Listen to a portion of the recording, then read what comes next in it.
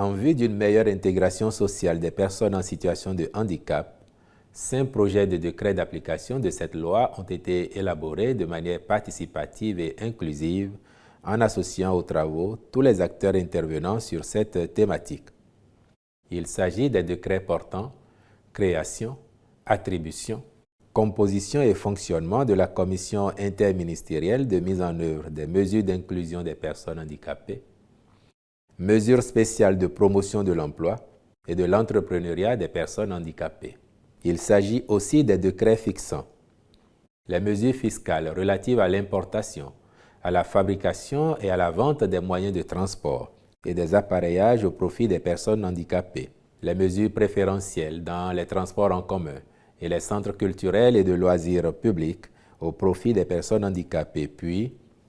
les modalités d'appui à la promotion de l'éducation et de la formation des personnes handicapées. Au terme de ces différents décrets,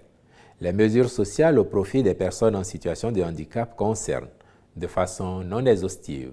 les facilités d'accès et la réservation en priorité des places assises dans les centres culturels et de loisirs,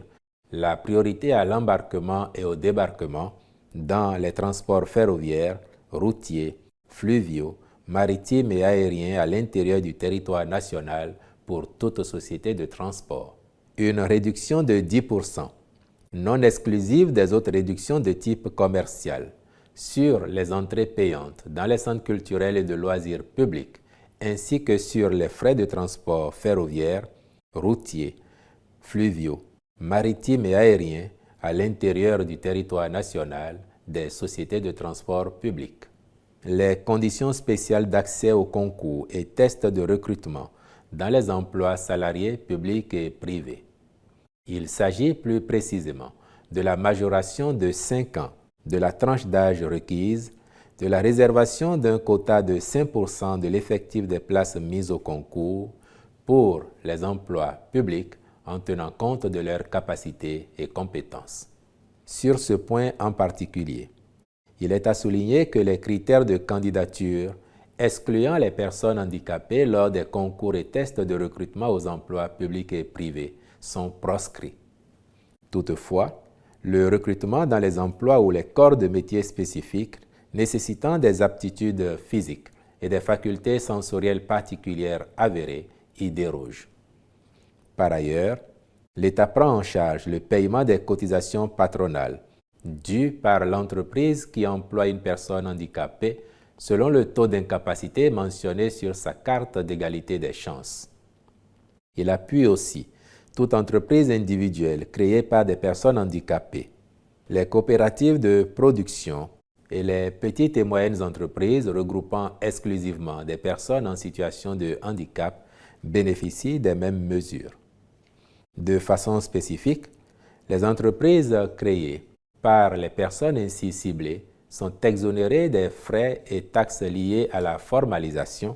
de même que l'entreprise créée par une personne handicapée bénéficie d'exonération totale ou partielle, temporaire ou permanente, dans les conditions fixées par arrêté du ministre chargé des Finances. Comme autre mesure contenue dans ces tests, il y a lieu de retenir que tout établissement d'éducation et de formation des personnes handicapées bénéficie du suivi technique et pédagogique des ministères en charge de l'enseignement et des affaires sociales. L'État accorde une subvention annuelle aux établissements privés d'éducation et de formation des personnes handicapées pour soutenir leur fonctionnement, l'acquisition de matériel didactique et informatique adapté, ainsi que le développement d'initiatives et d'approches pédagogiques adaptées aux besoins spécifiques des apprenants. Les candidats handicapés scolarisés peuvent, en fonction des modalités de prise en compte de l'éducation physique et sportive définies par le règlement d'examen, participer à une épreuve ponctuelle d'éducation physique et sportive adaptée. L'autorité administrative compétente chargée de l'attribution de bourses, de secours, de logements et autres œuvres sociales en milieu scolaire et universitaire tient compte de la nature du handicap ainsi que des difficultés liées à la déficience en cause pour définir les critères spécifiques d'attribution des appuis sociaux aux apprenants handicapés. une majoration de 5 ans d'âge est appliquée aux personnes handicapées sur l'âge requis pour toute inscription ou attribution d'appui, tels que les bourses et secours en milieu scolaire et universitaire. Une aide financière annuelle est octroyée aux étudiants porteurs de handicap ne bénéficiant ni de bourse ni d'aide universitaire. Tout moyen de transport à l'état neuf, spécialement aménagés à l'usage des personnes handicapées, sont exonérés de TVA et de droits de douane, aussi bien à l'importation qu'à l'achat. Sont concernés les véhicules de transport en commun adaptés et aménagés, tricycles motorisés adaptés et aménagés, véhicules de particuliers adaptés et aménagés, tous autres moyens de transport spécialisés, tous matériaux, intrants mécaniques et électroniques destinés à la fabrication de moyens de transport, spécialement aménagés à l'usage des personnes handicapées, sont exonérés de TVA et de droits de douane à l'importation et à l'achat. Tout appareillage destiné à l'usage des personnes handicapées est exonéré de TVA et de droits de douane à l'importation et à l'achat. Ce sont notamment les appareils orthopédiques, fauteuils roulants, tricycles, prothèses, orthèses, cannes blanches ou anglaises, tous autres appareils nécessaires aux soins prescrits aux personnes handicapées.